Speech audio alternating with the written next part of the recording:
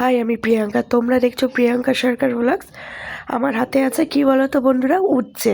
আর সম্পূর্ণ একটি অন্যরকম রেসিপি নিয়ে এসেছি তোমাদের সামনে।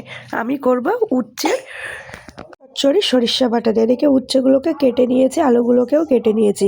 কড়াইতে দিয়েছি তেল, সরিষার তেলটা গরম হলে তার ভিতরে দিয়ে দিয়েছি কেটে রাখা উচ্ছেগুলোকেও আমি ভালো করে একটু ভেজে নেব।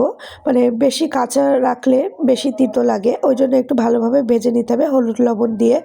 আমরা শিলে বাটাটাই বেশি ইউজ করি। এই যে আমাদের সরিষা বাটাটা শিলে হচ্ছে, শিলে বাটার মশলার মানে গুণ অন্যরকম, মানে তরকারি খেতে খুব স্বাদ হয়। এই যে আমার হয়ে গেছে, আমি একটি পাত্রে জল দিয়ে তার ভিতরে সরিষা বাটাটা তুলে নিয়েছি। আর এদিকে আমার উচ্ছে ভাজাও হয়ে গেছে, লাল লাল করে ভেজে তুলে নিয়েছি একটি পাত্রে।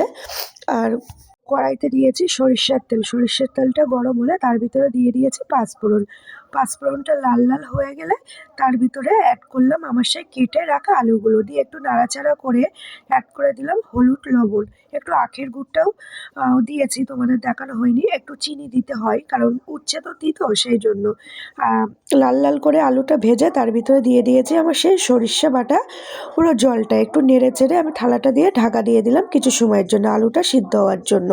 এই যে আমার থালা সরিয়ে নিয়েছি, দেখাই যাচ্ছে আলুটা সিদ্ধ হয়ে গেছে। তার ভিতরে দিয়ে দিলাম সেই ভেজে রাখা উচ্ছেগুলো দিয়েও কিছু সময়ের জন্য ঢেকে দেবো যাতে উচ্ছেটা সিদ্ধ হয়ে যায়। এই যে আমার হয়েও গেছে সরিষা বাটা দিয়ে উচ্ছের চচ্চড়ি।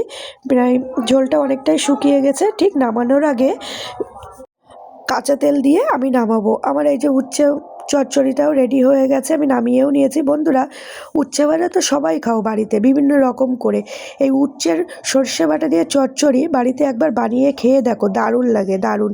আমার চ্যানেলটিকে একটু লাইক কমেন্ট সাবস্ক্রাইব করে পাশে থেকো। সবাইকে টাটা।